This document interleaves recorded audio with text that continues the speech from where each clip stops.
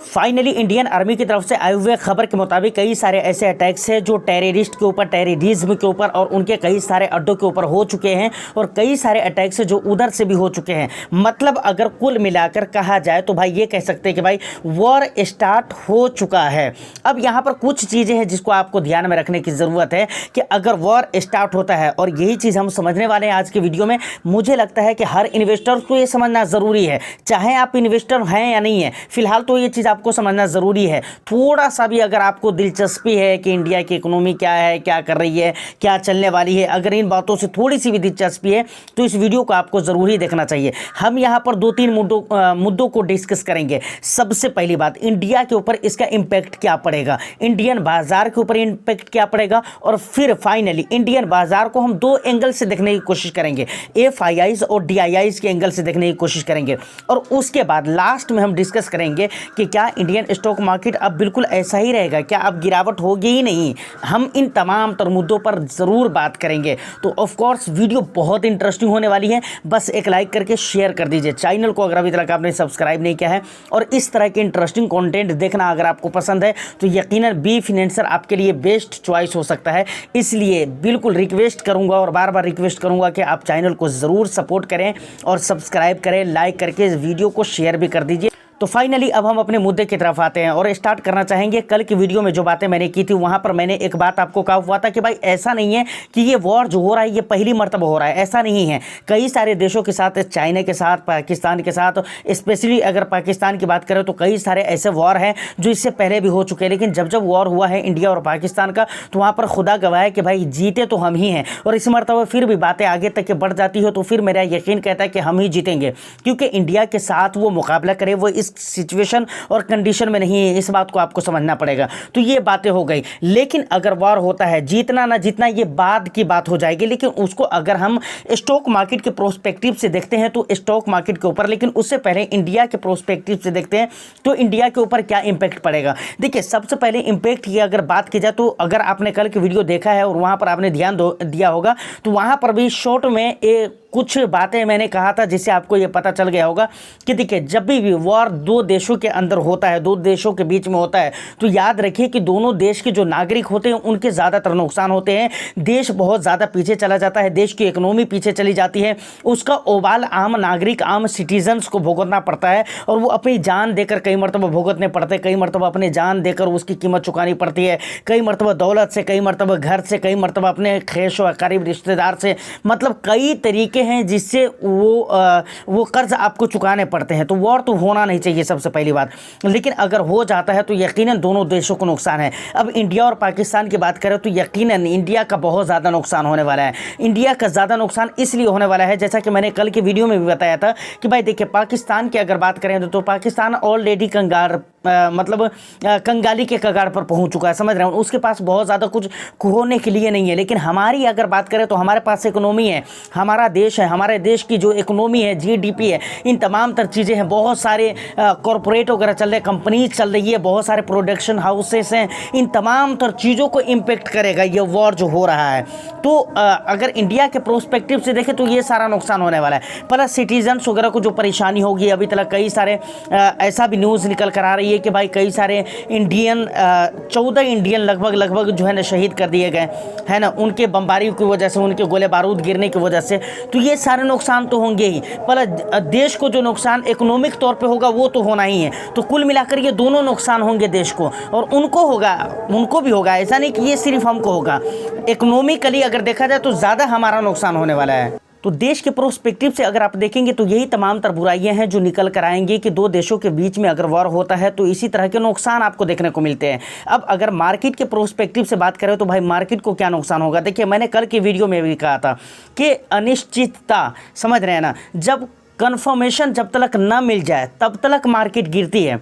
कोई भी सिनेरियो हो जाए, वो कोविड हो, उससे पहले आप जो भी सिनेरियो आप ले लीजिए या जो भी सिचुएशन आप ले लीजिए, जब तक सिचुएशन कन्फर्म ना हो जाए कि हाँ ऐसा होना है तब तक मार्केट गिरती है। क्योंकि मार्केट को समझ में नहीं आता है कि भाई हो क्या रहा है, चल क्या रहा है और चलने वाला क्या है, क्या रिएक्शन हो सकता है, मतलब कुछ भी समझ में नहीं आता। और जिसकी वजह से मार्केट का भी रिएक्शन तय नहीं हो पाता है, मार्केट की भी चाल तय नहीं हो पाती है। मार्केट क्या करेगा नहीं करेगा कोई भरोसा नहीं रहता। लेकिन एक मरतबा जब कुछ भी हो, चाहे वो और ही क्यों ना हो, एक मरतबा जब वो स्टार्ट हो जाए तो फिर मार्केट अपने लेवल पर आ जाता है, ठीक है ना। ठीक है, अब बहुत ज़्यादा गोला बारूद चलेंगे तो थोड़ी सी दिक्कत वहाँ पर देखने को मिलेगी, लेकिन ठीक है, मार्केट फिर भी अपने आप को संभालने की कोशिश करता है और अपने रूटीन पे आने की कोशिश करता है और आ भी जाता है, कई मरतबा ऐसे देखा गया है, समझ रहे हैं ना। और इसका पूरा एग्जाम्पल मैंने कल के वीडियो में आपको बताया भी हुआ था। तो फाइनली मार्केट अब ये चीज़ समझ चुका है कि ठीक है भाई, ये चीज़ें होने वाली है और मार्केट अब उसी तरीके से परफॉर्म भी करेगा। कल की डेट में अगर देखें तो स्मॉल कैप और मिड कैप जो सेगमेंट है वहाँ पर अच्छे परफॉर्म देखने को मिले थे। आज की अगर मैं बात करूँ तो आज भी मार्केट जब स्टार्ट हुआ था, स्टार्टिंग में लग रहा था कि काफ़ी सारी जगहों पर गिरावट होगी, लेकिन मुझे ऐसा नहीं लग रहा है। लास्ट टाइम तक अगर देखेंगे तो मार्केट के अंदर पॉजिटिविटी रहेगी अक्सर जगहों पे, मैक्सिमम इंडाइसिस के अंदर और मैक्सिमम सेगमेंट के अंदर मुझे लगता है कि पॉजिटिविटी रहेगी। तो फाइनली इन चीज़ों की वजह से अब मार्केट का रिजल्ट बहुत ज़्यादा ख़राब निकल कर नहीं आएगा, ऐसा मुझे लग रहा है। तो ये बातें क्लियर हो जाती है। अब मैंने आपको कहा ना कि भाई मार्केट को हम दो एंगल से देखेंगे, FIIs के एंगल से, DIIs के एंगल से। FIIs की अगर डेटा देखेंगे तो आपको पता चलेगा कि भाई अभी भी FIIs को पूरी तरह से हमारी मार्केट के ऊपर बिलीव है और पिछले कुछ समय में 2 3 4 दिनों के जो ट्रेडिंग सेशन रहे हैं उन दिनों में अगर देखेंगे तो FIIs लगभग हमारी मार्केट के अंदर अच्छे करते हुए नज़र आ रहे हैं। देखिए, सबसे पहले अगर आप डेटा देखेंगे यहाँ पर तो ये 7 तारीख का डेटा है जो आप देख सकते हैं। सबसे पहले अगर देखेंगे तो यहाँ पर FIIs ने यहाँ पर ख़रीदारी की है, DIIs ने भी ख़रीदारी की है और आप देख सकते हैं अच्छी खासी ख़रीदारी की गई है FIIs की तरफ से। अगर आप देखेंगे तो यहाँ पर 2585 करोड़ की ख़रीदारी की गई है। वहीं पर अगर DIIs की बात की जाए तो यहाँ पर आप देख सकते हैं 2378 करोड़ की ख़रीदारी की गई है। उसके बाद अगर आप देखेंगे तो इंडेक्स फ्यूचर के अंदर, ठीक है ना, FIIs ने यहाँ पर भी ख़रीदारी की है, लेकिन इंडेक्स ऑप्शन के अंदर यहाँ पर भी बिकवाली ज़रूर हो गई है। उसके बाद अगर स्टॉक फ्यूचर के अंदर देखेंगे तो यहाँ पर भी ख़रीदारी है और यहाँ पर भी ख़रीदारी है।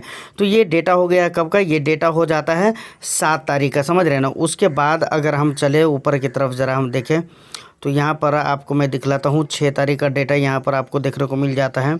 आप देख सकते हैं यहाँ पर, ये सबको डिलीट मारता हूँ, यहाँ पर आप देख सकते हैं 6 तारीख का डेटा है ये। 6 तारीख में भी देखेंगे तो यहाँ पर FIIs ने ख़रीदारी ही की है, लेकिन DIIs ने यहाँ पर बिकवाली कर दी है भाई साहब। उसके बाद हम देखें तो दूसरी तीसरी जगहों पे हर जगह पे ख़रीदारी नज़र आ रही है। सिर्फ स्टॉक ऑप्शन के अंदर भी FIIs ने बिकवाली की है, बाकी तमाम तर जगहों पे FIIs ने ख़रीदारी की है। DIIs ने कैश मार्केट के अंदर बिकवाली करी है।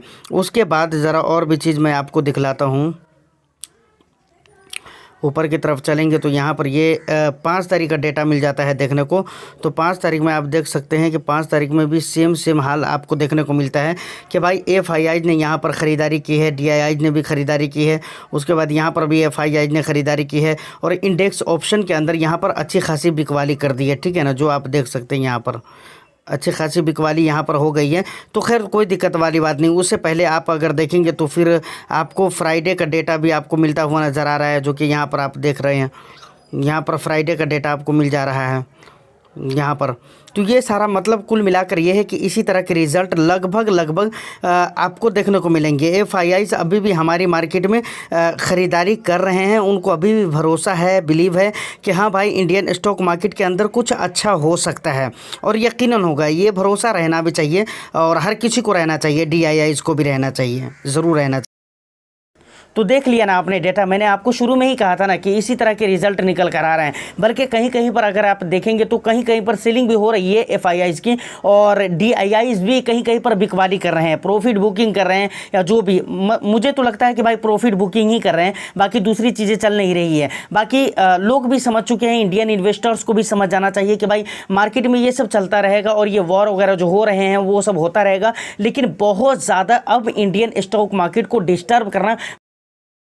अच्छा, अब दूसरी बात ये भी आती है कि क्या अब मार्केट नहीं गिरेगी, ये तय है क्या, ऐसा कंफर्म है? तो देखिए ऐसा कंफर्म भी नहीं है, इस बात को समझिए। सबसे पहले EMI क्यों बोल रहा हूँ, EMI 2 रीज़न से बोल रहा हूँ। सबसे पहली चीज़ है कि भाई मार्केट का नेचर है, वो ऊपर करके एक ही मरतबा ऊपर नहीं चला जाएगा, ऐसा करके ऊपर नहीं जाएगा, ऐसे करके तब ऊपर की तरफ जाता है। ये सबसे पहली चीज़ है जो कि आपको समझना चाहिए और ये मार्केट का नेचर है, समझ रहे हैं? तो इससे आप इनकार नहीं कर सकते। दूसरी बात यह है कि हमारे यहाँ मार्केट में कई सारे ऐसे मतलब सेक्टर्स है जिनकी कंपनी के रिजल्ट आप देखेंगे तो वीक रिजल्ट आए हैं, ऑफ कोर्स वीक रिजल्ट आए हैं, तो वो सारी चीज़ें भी इम्पैक्ट करती है। और दूसरी तीसरी बात ये भी आप मान सकते हैं कि भाई लंबे समय से हमारी मार्केट के अंदर जो एक सेंटीमेंट है वो लगभग नेगेटिव सेंटीमेंट है। अभी रास्त पर कुछ आ ही रहा था, मार्केट के अंदर कुछ हरियाली आ ही रही थी, पोर्टफोलियो कुछ ग्रीन होने के कगार पर आ ही रहे थे, तो फिर ये वॉर वाला मामला हो गया। नहीं तो उससे पहले अगर देखें तो बहुत अच्छा चल रहा था मार्केट के अंदर, लगातार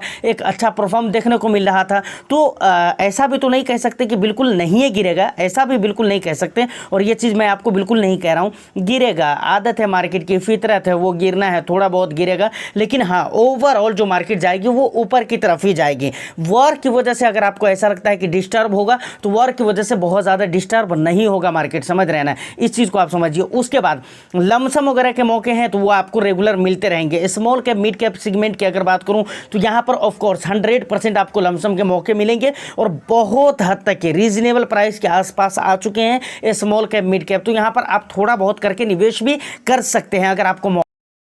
तो फाइनली जो भी इंपॉर्टेंट बातें थी वो मैंने आपको बताने की कोशिश की है। उम्मीद करता हूं कि वीडियो और इन्फॉर्मेशन आपको बहुत अच्छी लगी हो, और इन तमाम तर मुद्दों पर आपका क्या कहना है, आप अपना वैल्यूएबल फीडबैक भी मुझे कमेंट सेक्शन में ज़रूर दीजिएगा।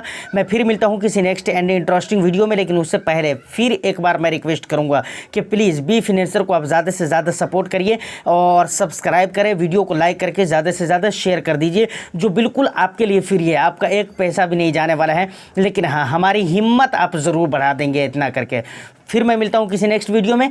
All the best, thank you for watching.